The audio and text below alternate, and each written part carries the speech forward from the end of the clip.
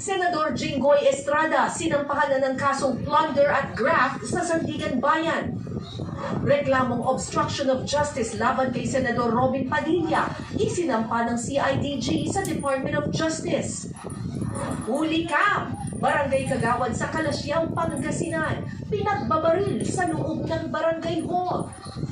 Pag-iit ni Senador Robin Padilla na merong force majeure dahil sa gera sa Middle East at matinding klima, kinontra ng ilang eksperto at dating mangbabatas. Simpleng tanong, yung bang gera sa Middle East nakakapingil sa isang senador na mag-attend ng session in person? Hindi naman hindi walang relasyon yun Ikalimang bangkay nakuha mula sa gumuhong gusali sa Angeles, Pampanga. Retrieval Operation Pahirapan.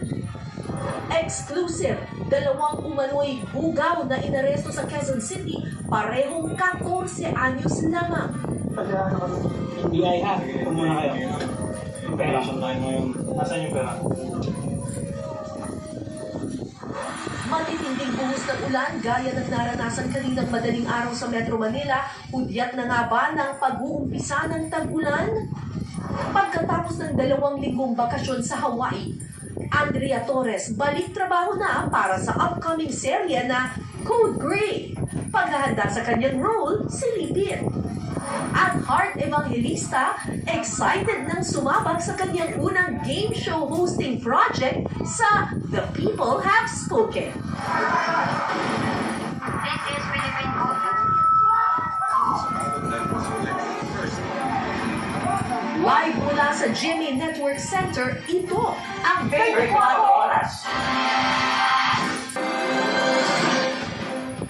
Magandang gabi, Luzon, Visayas at Mindanao. Kinasuhan ng plunder at graft ng ombudsman si Senador Jinggoy Estrada dahil sa umunoy pagtanggap ng higit kalahating bilyong pisong kickback mula sa iba't ibang proyekto ng Department of Public Works and Highways o DPWH. Kinasuhan din ng umunoy kasabwat na sina dating DPWH Secretary Manuel Bonoan at mga opisyal ng DPWH National Capital Region. Inaantabayanan na ang paglalabas ng arrest warrant ng Sandigan Bayan para sa mga kasong ito na walang piyansa. Nakatutok si Joseph Moro.